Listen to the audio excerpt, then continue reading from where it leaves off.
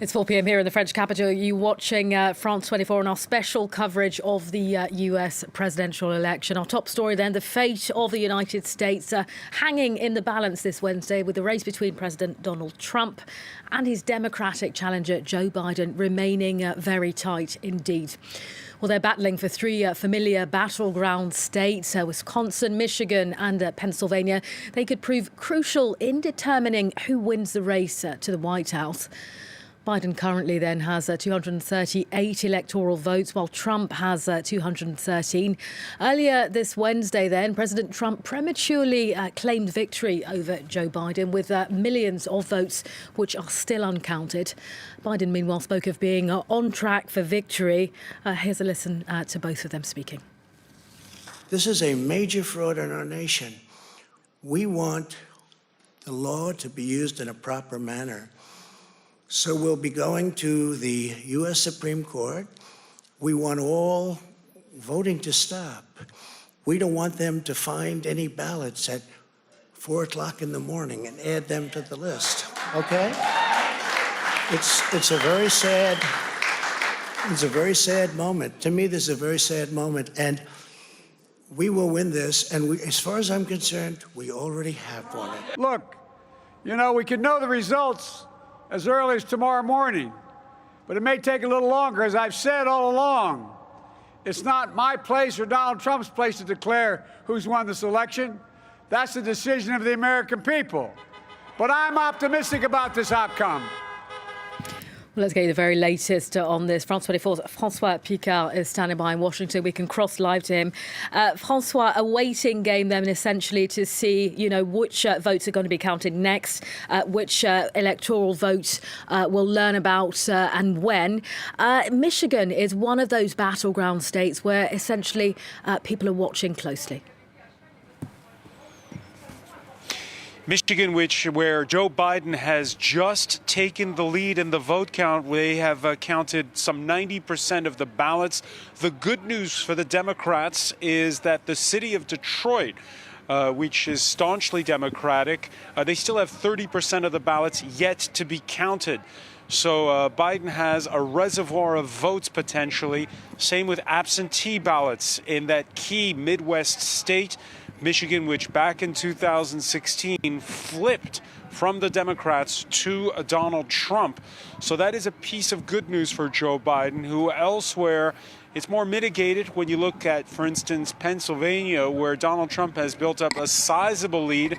There, too, it's the Democratic-leaning inner cities that we're waiting on, like Philadelphia, where we're still waiting for more ballots, and 1.4 million absentee ballots that have yet to be counted there. Well, it's an enormous amount. Francois, we are a day after what was a very tense voting day in the United States. What have people there in Washington been telling you about this presidential vote? Well, what you have the potential for is Florida on steroids. Back in 2000, there was a protracted battle that went all the way to the Supreme Court over who won Florida, which ultimately decided the race where George W. Bush beat Al Gore. This time, it's not one race, but 4 or 5 that could potentially fall into that category. It's early days yet. Again, we're still counting those early ballots. And despite what Donald Trump said, and you have the sense that right now, at least, that vote count does continue. One of the big questions, though, is what we do know is that the pollsters got it wrong again. Back before this election, they said this time they had corrected their model.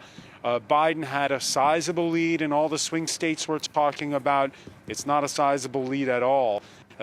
Things like talking about Texas being in play, that never materialized. When I asked the question to one strategist as to why Donald Trump overperformed, you might say, compared to what the polls said, he said, well, people are suffering, and for many, the Democratic Party looks like the party of the establishment. All right, Francois Picard, keeping us up to date from Washington. For now, thank you. Or with more on who has won what when it comes down to electoral votes. A short time ago, I spoke to France 24's Armand Georgian. Donald Trump won Florida, and that was a must-win state for him. So he started election night well, and that really put the focus on the blue wall states, which is those 3 states in the north, further north, that have voted Democratic between 1992 and 2012. Those being Pennsylvania, Michigan, and Wisconsin. So that is where the real battle is going on at the moment, or the most kind of intense focus is on those 3 states, where things are really on a knife edge. According to the AP's latest count, there's just 0.2% of a difference in Michigan between these 2 men, with 90% of ballots counted. And in Wisconsin, there's a less than 1% difference, and that's with 95% of the votes counted. So these are both very crucial states. Pennsylvania, even more crucial because it has 20 electoral college votes, but we probably won't know about those for a while because fewer of the votes have been counted in Pennsylvania than in the other 2 states I mentioned, than in Wisconsin and Michigan. So at the moment, Trump has a healthy lead in Pennsylvania, but that could easily change because the ballots that are still to be counted are from the urban areas like Philadelphia and Pittsburgh, where Joe Biden is expected to do well. So this is the current state of play, Rochelle. 238 electoral college votes for Joe Biden, 213 for Donald Trump. The reason, by the way, why these figures vary somewhat from some other news channels that people might have seen is because we're using the Associated Press tally, which has already put Arizona in Joe Biden's column. That's why we've got him up on 238. Those other counts that haven't yet put Arizona in the Democratic column obviously then give Biden a bit less and make it look tighter. But it is still extremely tight because, as I said, of what's happening right now in Michigan, Wisconsin, and Pennsylvania. France 24's Armin Georgian speaking to me a short time ago. Well, as you just heard, Donald Trump has won the battleground state of Florida. That's according to projections. It's the 3rd most populous state in the United States. 29 electoral votes that were up for grab. Pre-election polls then predicting that winning Florida wasn't critical for Joe Biden, as it was for Trump, but a comfortable lead by the incumbent there nonetheless deals a blow to his challenger. France 24's Yuka Royer has this report. Supporters of Donald Trump celebrated victory in Miami as it became clear he was winning Florida. Everybody are happy right now. We want to Trump 4 years more. Yeah, for 2020 Trump. I'm very happy. The Florida is red, beautiful red. Taking Florida was crucial for the incumbent. With 29 electoral votes, it's the 3rd biggest prize in this election. The president campaigned heavily in this key state. I don't know if you know what's happening, but they're very worried, the Democrats, about Florida. They're very concerned. The vote's not there. It's not there for them. Florida's population growth is among the fastest in the United States. Influxes of Cuban immigrants, pensioners and others have made it much more diverse than other states. And presidential races have been very tight in the past. Is too close to call. Back in 2000, it took a month for a bitter contest to be settled between George W. Bush and Al Gore. And in 2012, Barack Obama clinched a razor-thin victory in the state. The heart and soul of this country is at stake, right here in Florida. It's up to you. You hold the key. If Florida goes blue, it's over. Florida didn't go blue. Biden's efforts to court Latino voters failed to recover the Democrats' lost ground, while Trump accused him of having similar policies to leftist dictators in Cuba and Venezuela. Neither one of the candidates had any plans or interests for our people. I had people tell me, vote for the lesser 2 evils and to vote Democrat, but I'm not going to vote for the lesser 2 evils. Except in 1992, Florida's choice has been the same as the overall winner in every presidential election since 1964. Well, let's talk more about the US presidential election. Celeste Schenk is president at the American University of Paris. Celeste, thanks for speaking to France 24 this afternoon. You've been watching, no doubt, this race closely. Probably your students have as well. I'd like to start by getting your reaction to just how close this race is proving to be. A surprise, or were you expecting this? Certainly, no one was expecting this, and I imagine the Trump camp wasn't either. That sort of came clear to everybody, and I think one of your commentators talked about the fact that the polls have just simply been wrong for months and months and months now, and for 2 elections in a row. So there'll be a reckoning ahead about whether we can really rely on polls in an era like the present. But this election is so close, and nobody can call it yet, and it may rest on 8,000 to 10,000 votes in one of a couple of states. I mean, right now, Arizona's been called for Biden, and Nevada, Wisconsin, and Michigan. He's leading by the slightest margin in all 3 of those. But with those 3 states alone, he will arrive at 271 electoral votes, and he'll be our next president if it goes that way. So we're all on pins and needles to see what the results of the election will be. It's a big if at the moment, but as you say, counting still going on, still many votes before we have this final answer.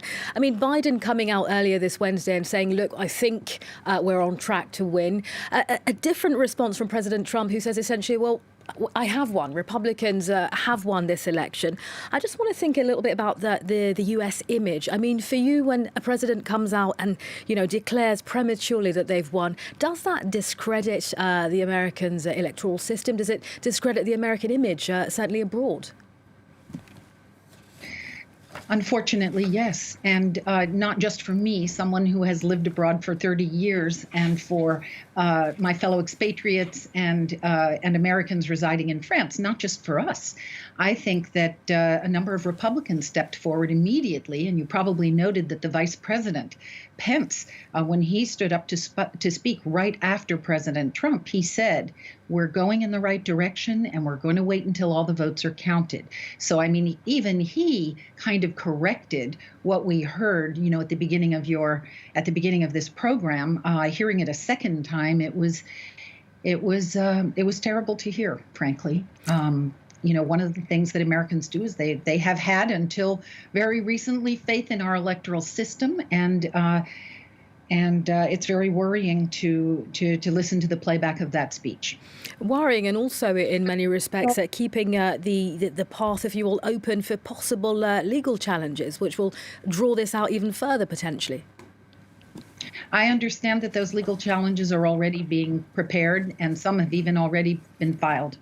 But I think the fact that the election is so close, that it's so close, is what is going to lead to days and days of disputes and things like that. What is clear is we are a country divided against it. It's a country divided against itself, with an almost 50-50 split along an axis of largely rural versus urban voters. There are other characteristics that we can also describe. It's also a double electorate that's divided along a number of wedge issues about which you've heard a lot. And each of the parties has a for or against stance on these: abortion and climate change and guns and racial justice and the rights of women and minorities. All of those things are deeply politicized. And to add to that, and I think this came out in the speech that you were just talking about, the fact that the current president sees as the enemy half of the American people. He sees the Democratic Party and the Democratic electorate as an enemy. That is a troubling spectacle for us to behold, especially when I think the country is exhausted and was craving some kind of resolution to this, a clear resolution to this. So we have to hang on patiently while every single vote is counted. Celeste, there will be people watching this saying, well, hang on a minute, if President Trump has managed to, rally this amount of voters and hang on to certain states, I mean, he must be doing something right. Your thoughts on that? Yes, I do think that Republicans would say that the party was able this time to add even more, working class voters to its midst and made inroads with minorities, particularly with Latinos in Florida, and also with members of the African American population. So I think the Republicans would claim this as a kind of triumph as well. The same could be said for Biden. If he wins this election, he'll have more votes than any American president in history. The problem is that we just don't know where it's going to go yet. But I have to say that I've been very proud of, as a president of a university, I've been very proud that young people have taken this election so seriously. On our campus alone, the Student Government Association registered about 200 new voters who had never voted before and got them excited to participate in the political process. It was a nonpartisan drive to get them out to vote. They helped them request their absentee ballots, fill them out, figure out how to return them.